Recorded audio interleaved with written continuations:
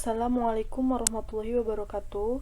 Perkenalkan, nama saya Syifa Putri Hidayat dengan NIM 230601972 dari kelas 6B dengan mata kuliah Kapita Selekta IPA dan dosen pengampu Feni Widianti MPD. Di sini saya akan menjelaskan tentang perubahan fisika dan kimia.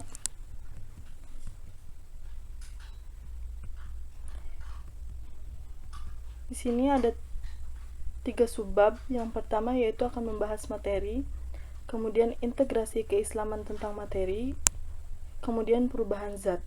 Materi ini dibagi menjadi 2, yaitu ada sifat ekstensif dan sifat intensif. Nah, sifat intensif itu lagi dibagi menjadi 2, yaitu ada sifat fisika dan sifat kimia. Perubahan zat itu ada macam-macam zat dan sifatnya. Mari kita bahas lebih dalam lagi. Yang pertama kita akan membahas tentang materi. Nah, materi itu apa sih? Jadi, materi itu adalah sesuatu yang memiliki massa dan dapat menempati sebuah ruangan. Wujud dari materi itu ada 3. Yang pertama ada cair, padat, dan gas. Contoh zat padat seperti besi, emas, dan seng. Contoh wujud cair itu adalah larutan. Kemudian contoh zat berwujud gas ada hidrogen, oksigen, dan nitrogen. Selanjutnya yaitu sifat materi. Sifat materi dibagi menjadi 2, yaitu yang pertama ada sifat ekstensif. Nah, sifat ekstensif itu adalah sifat materi yang bergantung pada jumlah dan ukuran zat, misalnya volume, massa, dan berat. Kemudian yang kedua ada sifat intensif. Sifat intensif itu adalah sifat materi yang tidak bergantung pada jumlah dan ukuran zat.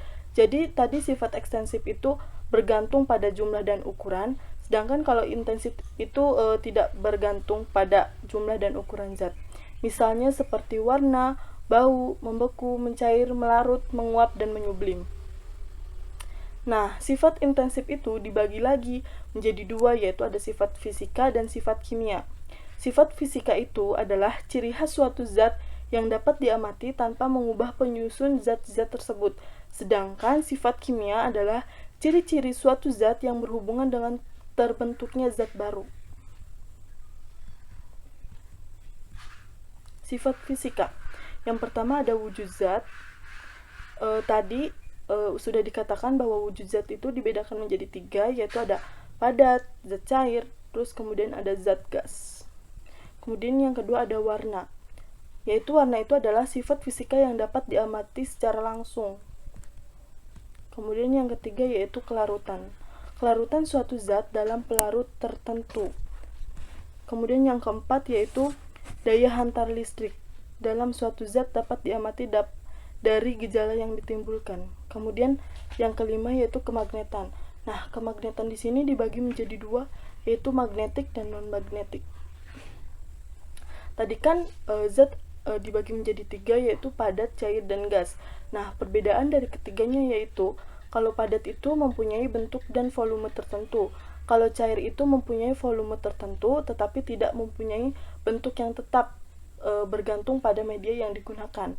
Kemudian kalau gas itu tidak mempunyai volume dan bentuk tertentu. Kemudian jarak antar partikel zat padat sangat rapat. Kalau zat cair itu jarak antar partikelnya itu lebih renggang. Kemudian kalau gas, jarak antar partikel gas itu sangat renggang. Kemudian yang padat yaitu partikel-partikel zat padat tidak dapat bergerak bebas. Kemudian zat cair dapat bergerak bebas namun terbatas. Dan yang gas, partikel-partikel gas dapat bergerak sangat bebas. Kemudian yaitu sifat kimia. Di sini sudah ada yaitu yang pertama mudah terbakar, seperti mengenai bahaya bensin termasuk zat mudah terbakar. Kemudian yang kedua berkarat, yaitu berkarat itu adalah reaksi antara logam dan oksigen, sehingga dari reaksi itu menyebabkan berkarat. Kemudian selanjutnya yaitu busuk dan asam. Busuk dan asam ini akibat reaksi kimia dalam suatu makanan atau minuman sehingga menjadi busuk. Kemudian selanjutnya yaitu mudah meledak. Mudah meledak itu adalah interaksi zat dengan oksigen di alam ada yang mempunyai sifat mudah meledak. Kemudian racun. Racun beberapa zat yang memiliki sifat kimia beracun. Kemudian selanjutnya yaitu hukum alam tentang materi.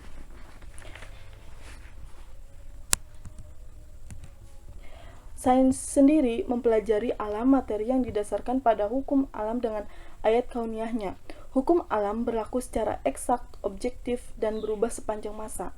Eksak artinya pasti, ada ukuran tertentu, dan keeksakan hukum alam dinyatakan dalam Al-Quran, surat Al-Furqan ayat 2, yang berbunyi, Auzubillahi minasyaitonirrajim, Bismillahirrahmanirrahim.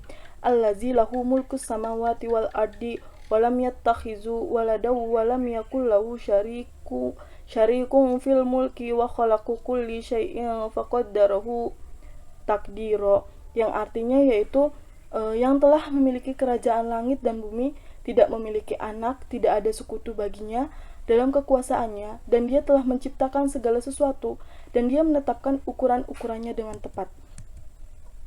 Contoh eksak hukum Allah sebagai hukum alam yaitu yang pertama, air selalu mengalir dari tempat yang tinggi ke tempat yang lebih rendah. Kemudian yang kedua, panas selalu mengalir dari yang temperaturnya lebih tinggi ke temperatur yang lebih rendah secara spontan.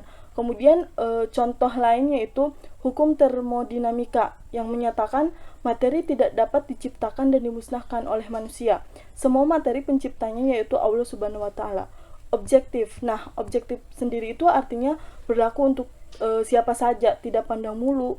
Kemudian sebab akibatnya itu jelas, kebenaran bisa ditelusuri oleh setiap manusia yang mengerti. Hukum alam itu tetap tidak berubah dan berlaku sepanjang masa, sebagaimana dalam surat Al-An'am yaitu ayat 115 yang berbunyi, Auzubillahi minasyaitonirrajim, Bismillahirrahmanirrahim. Wa tammat kalimatu rabbika sidqan wa adla, la mubaddila li kalimatih wa huwas samiul alim, yang artinya, dan telah sempurna firman Tuhanmu Al-Quran sebagai kalimat yang benar dan adil. Jadi sifat yang eksak, objektif, dan tetap manusia dapat mengikuti dan mempelajari hukum alam, ayat kauniyahnya, dan lahirlah sains.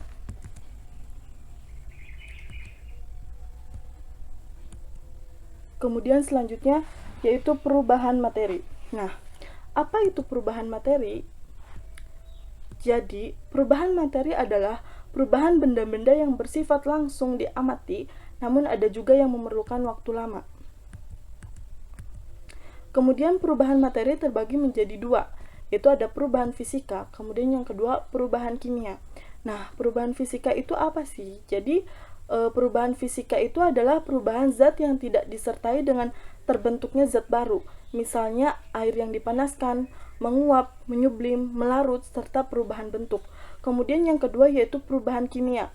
Perubahan kimia itu adalah perubahan zat yang dapat menghasilkan zat baru. Misalnya proses perkaratan besi, proses pembakaran kayu. Kemudian ciri perubahan kimia, yaitu yang pertama ada pembentukan gas. Nah, reaksi kimia itu bersifat unik. Beberapa reaksi tertentu dapat membentuk gas. Contoh yang tertera di sini yaitu magnesium ditambah dengan asam klorida menghasilkan magnesium klorida plus gas hidrogen. Kemudian yang kedua, pembentukan endapan. Jadi reaksi yang menghasilkan suatu senyawa yang berbentuk endapan. Misalnya itu barium klorida ditambah dengan natrium sulfat, kemudian akan mereaksikan menjadi barium sulfat dan natrium klorida. Kemudian yang ketiga yaitu perubahan warna. Nah, perubahan warna itu adalah ketika terjadi perubahan komposisi dan zat baru akan memiliki warna yang berbeda. Contohnya yaitu reaksi antara tembaga sulfat atau CuSO4 dengan air. Kemudian yang keempat atau yang terakhir yaitu perubahan suhu, di mana reaksi kimia disertai perubahan energi. Contohnya yaitu energi panas. Tadi kan sudah membahas tentang perubahan fisika dan kimia. Selanjutnya yaitu kita akan membahas tentang perbedaan perubahan fisika dan kimia. Perubahan fisika yang pertama yaitu tidak terbentuk zat baru, sedangkan perubahan kimia itu terbentuk zat baru. Kemudian yang kedua, komposisi materi tidak berubah, sedangkan perubahan kimia, komposisi materinya itu sebelum dan sesudah reaksi mengalami perubahan. Kemudian kalau perubahan fisika itu tidak terjadi perubahan warna, rasa, dan tidak terbentuk endapan. Sedangkan perubahan kimia ditandai dengan terbentuknya gas, endapan, perubahan suhu, warna, perubahan bau, dan rasa. Kemudian contoh dari perubahan fisika, misalkan beras menjadi tepung, bola lampu listrik menyala, dan kayu diubah menjadi kursi. Kalau perubahan kimia contohnya yaitu singkong menjadi tape, pembakaran kayu, besi berkarat, susu diubah menjadi keju. Selanjutnya kita akan membahas tentang perubahan zat. Nah, perubahan zat. Kata zat itu berarti sebuah benda. Zat itu adalah jenis benda berbeda yang bergabung membentuk semua yang ada di sekitar kita, serta segala sesuatu yang ada di alam semesta. Zat adalah sesuatu yang menempati ruang dan memiliki massa. Menurut wujudnya, zat digolongkan menjadi 3, yaitu ada zat padat, zat cair, dan zat gas. Macam-macam sifat dan zatnya. Yang pertama ada zat padat dan sifatnya. Benda padat itu adalah semua benda yang mempunyai bentuk tetap. Contohnya yaitu seperti meja, pensil, penggaris, kursi, dan sebagainya. Kemudian sifat-sifat zat padat yaitu yang pertama, bentuk dan volume benda otomatis padat. Kemudian yang kedua, mempunyai berat. Kemudian sifat lainnya yaitu ada benda padat itu keras dan berat, ada yang ringan, lentur, lunak, atau lembek. Kemudian yang kedua, zat cair dan sifatnya. Benda cair adalah semua benda yang mempunyai bentuk tidak tetap. Contohnya, air, kecap, sirup, minyak goreng, oli, dan sebagainya. Sifat-sifat zat cair yang pertama, memiliki tekanan dan menekan segala arah. Kemudian yang kedua, bentuknya berubah mengikuti bentuk wadahnya, tetapi isi dan volumenya tetap. Kemudian yang ketiga, permukaan air yang tenang selalu datar. Kemudian yang terakhir, mengalir dari tempat tinggi ke tempat yang lebih rendah. Kemudian selanjutnya yaitu zat gas dan sifatnya. Udara termasuk benda gas. Udara di sekitar kita merupakan campuran dari berbagai gas dengan perbandingan nitrogen 78%, oksigen 21%, dan gas lain 1%. Adapun sifat-sifat zat gas yaitu yang pertama, menempati ruang dan mengisi seluruh ruang yang tersedia, kemudian memiliki berat dan memiliki tekanan. Perubahan wujud zat. Tadi kan wujud zat dibagi menjadi 3, ada padat, gas, dan cair. Jika dari padat menjadi gas, berarti itu dinamakan dengan menyublim. Kemudian dari gas menjadi padat, itu dinamakan mengkristal. Jika dari padat ke cair, yaitu disebutnya mencair. Dari cair ke padat disebutnya dengan membeku. Kemudian kalau dari cair ke gas menjadi menguap, dan perubahan wujud zat dari gas ke cair dinamakan dengan mengembun. Selanjutnya yaitu aplikasi perubahan wujud dalam kehidupan sehari-hari. Yang pertama yaitu ada pembuatan garam dari air laut. Kemudian yang kedua ada pembuatan pengharum ruangan dan kapur barus. Kemudian yang ketiga ada industri susu kaleng.